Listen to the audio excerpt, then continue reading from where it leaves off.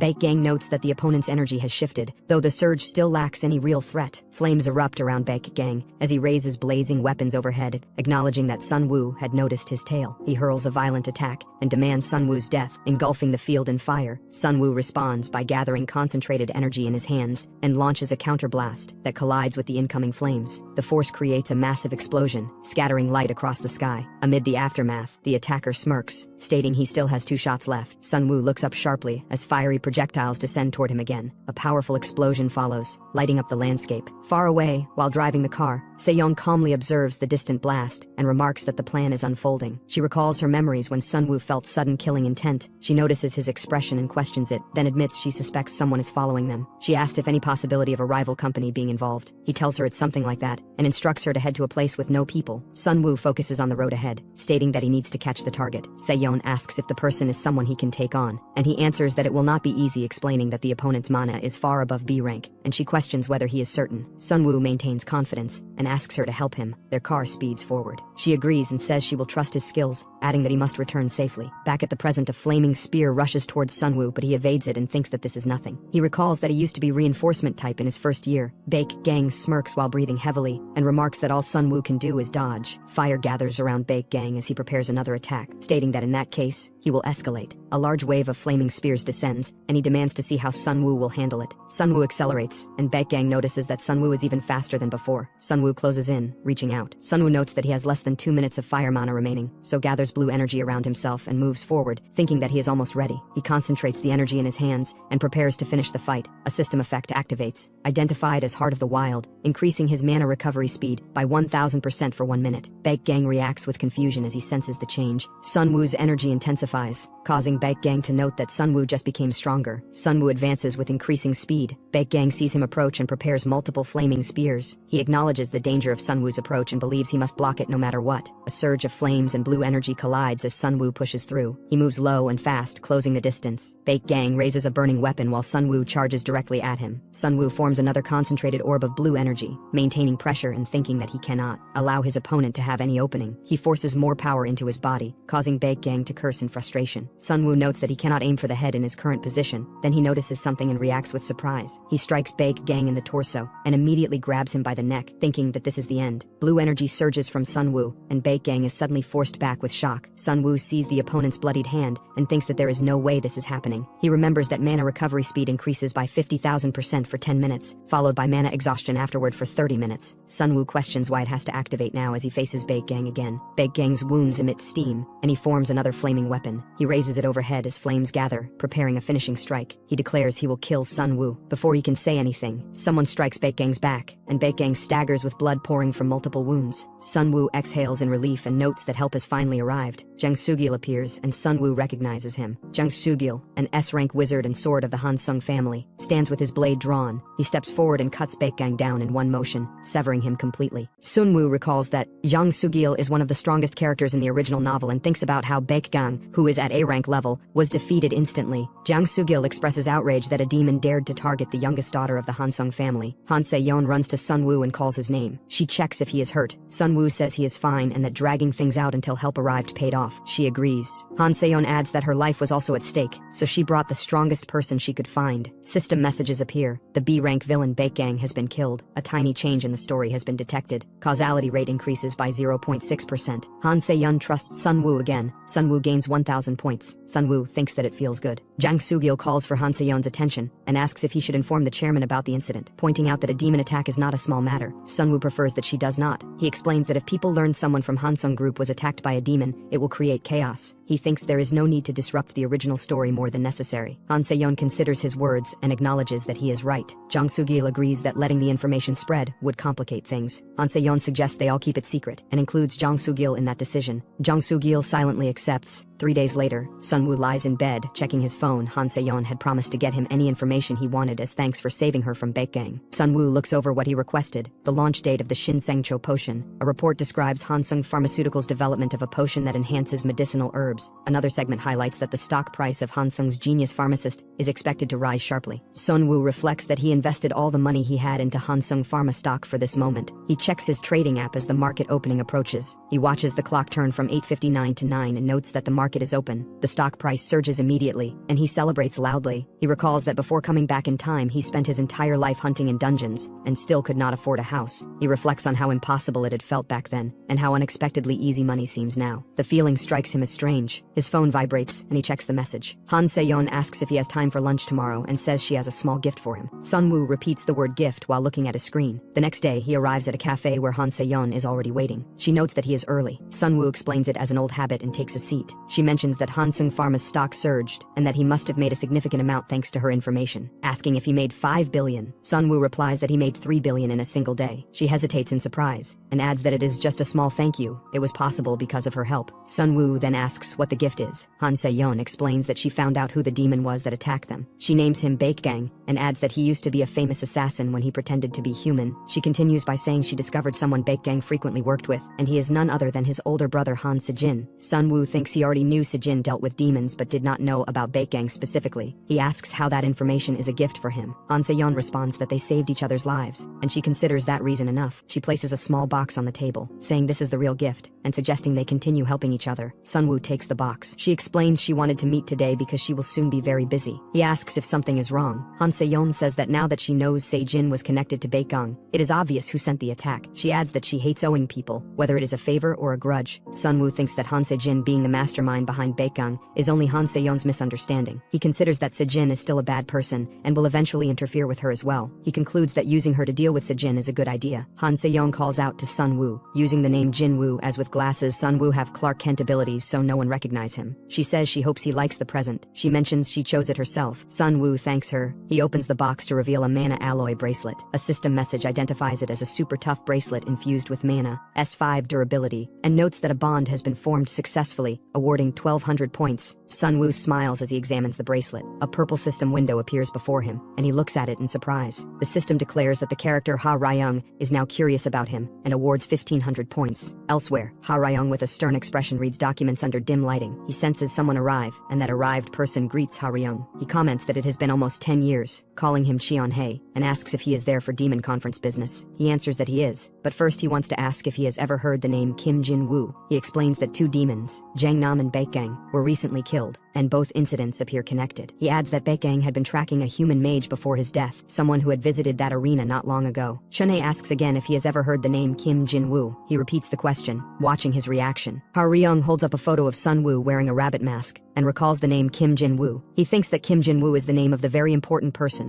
who placed a bet on dying Kang Il. Chunhae asks Ha Ryung to provide information regarding Kim Jin-woo, adding that he will offer the human's blood as tribute to the graves of his fallen comrades. Dark energy gathers around him, but Ha Ryung calls his name Cheon-hae. Cheon-hae turns toward him and stiffens as the pressure around him increases. He struggles for breath, while Ha Ryung warns that if he even thinks of laying a hand on his client, he must be prepared for the consequences. Cheon-hae immediately apologizes, promising he will not touch Kim Jin-woo. He begs for mercy. Ha Ryung tells him to deliver the message from the 10 Demon Council. Cheon-hae explains that at the sacred relic called the Altar of the Prophet, a new prophecy has descended. The prophecy reveals that a child bearing the fate of demon annihilation will awaken their power in their 18th year, and the demon king will meet his end by that child's hand. Ha Ryung notes that the king is going to cause trouble again. He asks if there was any other information. Cheon-hae replies that according to the Altar of the Prophet, the location of the prophet's child who turns 18 this year is the Magic Academy. At the Magic Academy, Sunwoo stands alone. He decides he needs to put a hold on his activities as Kim Jin-woo for the time being. Through system message, he realized that Ha Ryung feels curiosity toward him, and the system grants him 1,500 points. Sunwoo remains expressionless and decides that it is not yet the time to involve himself with Ha Ryung. He lifts the scroll, mana rising around it. Sunwoo focuses on what he considers more important matters and uses the enchantment scroll. The scroll activates and releases a spell called Shield. The shield forms a barrier that blocks a single spell, with a cooldown of 12 hours. Sunwoo watches the spell settle around his hand. He notes that the academy's midterms will begin soon. The midterms serve as a proving ground where students must demonstrate their abilities before various officials. The midterms hold importance for Lee Seojin's future career, but their true significance lies in the awakening of the prophet's child. A radiant figure appears, representing the being born with the power of demon annihilation and destined to become Lee Seojin's future comrade. The demons aim to hunt the unawakened prophet's child. For that, they invade the school at 4 in the afternoon, but their attack is met with complete annihilation at the hands of Lee Seojin, and that is the original flow of the story. Sunwoo reflects that although the scale of the event is not large, it is filled with critical foreshadowing. He then reminds himself to closely observe the prophet's child along with Lee Seojin. On the training grounds, the instructor gathers the students and announces that besides the upcoming midterm schedule, there is one more announcement. The students complain about the workload, some asking to hear about the instructor's first love instead. The instructor laughs and explains that combat is training and training is combat. He continues, stating that to prepare for midterms, all second-year students will undergo free sparring for the next few days. One student repeats the words in confusion. The instructor adds that anyone who fails to find a partner may observe or practice alone. Amid the murmuring students, Yuahra watches Lee Seojin and determines she will pair with him this time. Sunwoo recalls that Lee Seojin and Yuahra are supposed to pair in the original story. However, he notes that no one has approached him to be their partner. It makes sense no one would pick him, despite his talent in theory and barrier dispelling. He reminds himself that no one wants to be stuck with the school's dead last in combat. Sunwoo, however, notes that none of this matters because he has already decided exactly who his partner will be. Yoon-ha Young looks around calmly as she thinks this. Suddenly, an explosion erupts outside, and she rushes to the window. Lee Seojun clashes with Yuahra using fire magic. Students watching identify them as the school's rank 1 and rank 2. Yoon-ha Young forms a cold aura in her hand and tells herself not to let the fight affect her. She thinks that comparing herself to true geniuses only worsens her state of mind. She remembers that 2 students discussed Yoon-ha Young as a possible sparring partner, but one rejects the idea, saying she is good in theory but terrible in practice. Another says he feels bad for her, as her talent seems unable to keep up with her intellect. They add that at least she is a nice person. Hearing this, Yoon-ha Young remains silent. Remembering this, she lowers her gaze, then gathers ice mana and releases it toward the practice dummy. The ice forms weakly and shatters on impact. She tries again and again but fails. Exhausted, she wonders why it does not work no matter how hard she tries. Sunwoo enters the room and tells her the form of her ice materialization is flimsy. She turns in surprise and calls his name. He approaches and adds that her ice lacks coldness and her accuracy is abysmal. He explains that this shows her fundamentals are are weak overall. Sunwoo thinks that he is taking responsibility for his actions. He recalls that originally, thanks to Lee Seojin's advice during the previous dungeon exploration, Yoon Ha-young should have reached rank 8 by now. Because of his interference, she missed that opportunity and her growth has stagnated. He addresses her directly, saying she may be a mess right now, but if she stays with him, he will make sure she can at least pull her own weight. He thinks to himself that he has to help her grow, even if he must do it this way. Yoon Ha-young points at him and says he must be one of those people who lower others' confidence to make them listen. Sunwoo responds by asking who came out.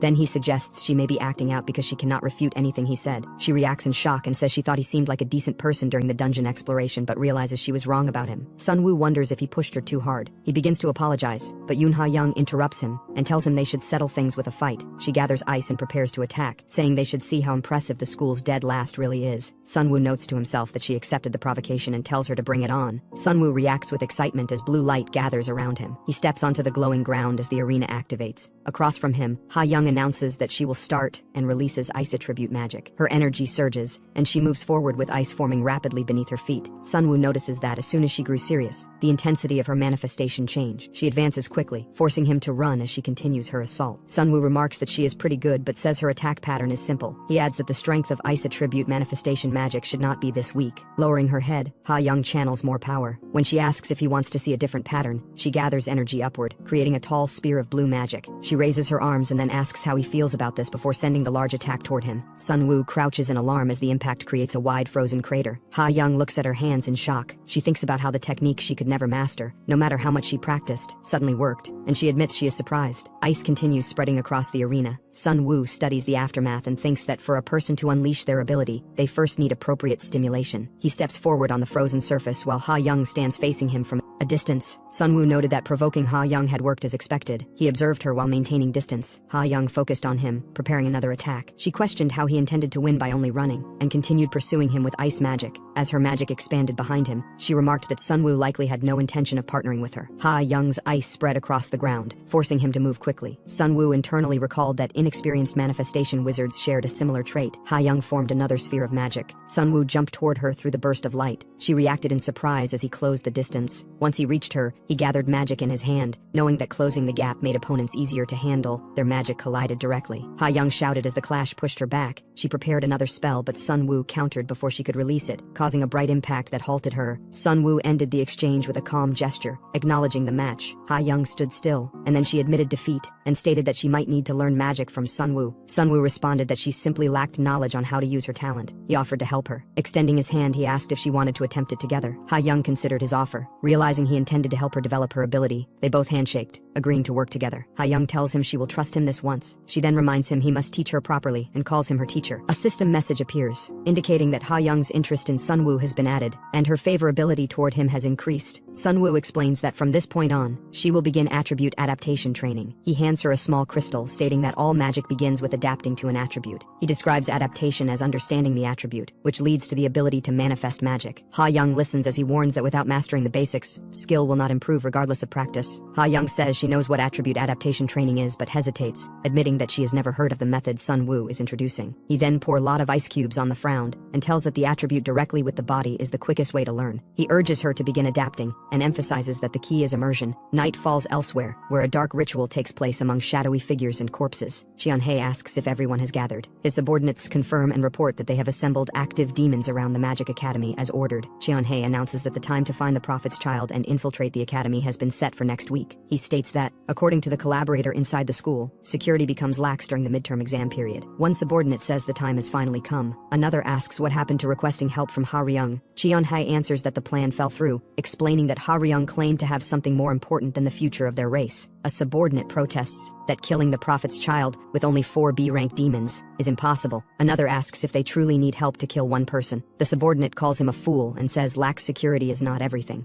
He explains that on that day, scouts from many guilds will gather at the school, asking if he expects to handle all of them alone. He remains silent. Cheon-hae admits the point, but says it becomes a different situation if they trap those who would interfere. Cheon-hae gathers energy in his hands, forming a large purple sphere that expands into a barrier. The group identifies it as the Great Demon Barrier. Cheon-hae tells them they may rampage freely because he will be with them. He states that the child of prophecy must be killed. The sky shifts to an evening horizon. Ha-young recalls the training instructions. First the attribute, then the form. She is told to memorize the sensation with her entire body. She concentrates, forming ice, so she can visualize it even without its presence. A snowflake materializes in her hand, and ice energy rises sharply around her. Ha Young stands in a swirl of cold mana. Sun Woo watches her progress. Ha Young exclaims that she succeeded, and says she created an ice spear with her own power. Sun Woo thinks that improving this much in only a few days is impressive, and reminds her she has talent. A notification states that Yoon Ha Young trusts him, and that Sun Woo has obtained 1,500 points. Ha Young declares her trust in teacher Kim Sun Woo. Sun Woo wonders if she is going too far. He asks if it is bearable inside the ice environment. Ha Young replies to add more ice. Sun Woo notes privately that she speaks tough but must be in pain. He tells himself she should endure a little longer because it is for her growth. He then resolves to raise her into a comrade for Lee Seo Jin. Ice falls around Ha Young as she remains in the cold pool, reacting sharply to the temperature. A girl watching from above sees Ha Young shivering and wonders what they are doing. She suspects it might be bullying. She imagines exaggerated school violence and panics, thinking she must report it to the teachers immediately. A teacher comments that watching talented students grow is always beautiful. The girl quickly approaches her, pointing out the two second-year students. The teacher identifies the exercise as attribute adaptation training. The girl repeats the word training uncertainly. The teacher explains she has been observing them since the first day. She describes Ha Young's rapid improvement in mana manifestation as amazing. However, she says the more surprising thing is another student's judgment, the one who understood instantly and guided his friend. The girl asks if she means senior Kim Sun Woo. The teacher is surprised she knows his name. Teacher remarks that she thought this girl only memorized the names of top students. Embarrassed, the girl denies the implication. The teacher explains that Sun Woo is a talented individual with high potential, making it good to know his name early. She adds that despite this, Sun Woo is currently ranked last in the school. The teacher questions how someone who always helps others could ever focus on improving his own skills. She says that in the end, people only see results. She then suggests giving him a chance to prove himself. Teacher concludes that she will look forward to the midterm exam. After some time, Sun Woo stared at the floating message, realizing he was in trouble. The system displayed information about a space-time pocket with a 30-kilogram storage capacity. Another window revealed that the item was on a limited-time discount, available for 5 days. The pocket was precious and useful in both daily life and combat, since stored items could be summoned anywhere. The discounted price appeared next, showing it cost 20,000 points while Sun Woo only had 8,500. He panicked, frustrated that the discount appeared when he lacked the points. After his outburst, he calculated that he needed 11,500 more within 5 days. Determined, he resolved to find a way to gather the remaining points. Later, he received a message notification. At school, teacher Lee Hu-young announced that Ara, Park In-hwan, and Sun Woo had been selected for the second-year Manifestation System special class. She clarified that it was an advanced class meant for students with high potential regardless of their grades. Sun Woo remembered that Seojin had been in the Enhancement System special class, and thought that joining would let him interact with him more often. Before he could speak, In-hwan objected to Sun Woo joining. He introduced himself as rank 5 of the second year, and complained about being grouped with someone ranked last in the entire school. He urged Ara to agree, but Ara responds calmly, questioning why she should be involved and stating that everyone should mind their own business regardless of who joins the special class. Park In-hwan hesitates, flustered. He grows frustrated, thinking that this is why he has no friends. The teacher turns to Sun Woo and asks for his opinion on In-hwan's complaint. Sun Woo answers that if rank is the issue, he will raise his rank. The teacher accepts this and tells Sun Woo to prove his skills in the midterm exam before joining the class. Sun Woo wonders if achieving rank 80% or higher is possible. Later, inside a large arena filled with students, Sun Woo walks with his partner Ha Young. She says that if he follows the plan, it is possible.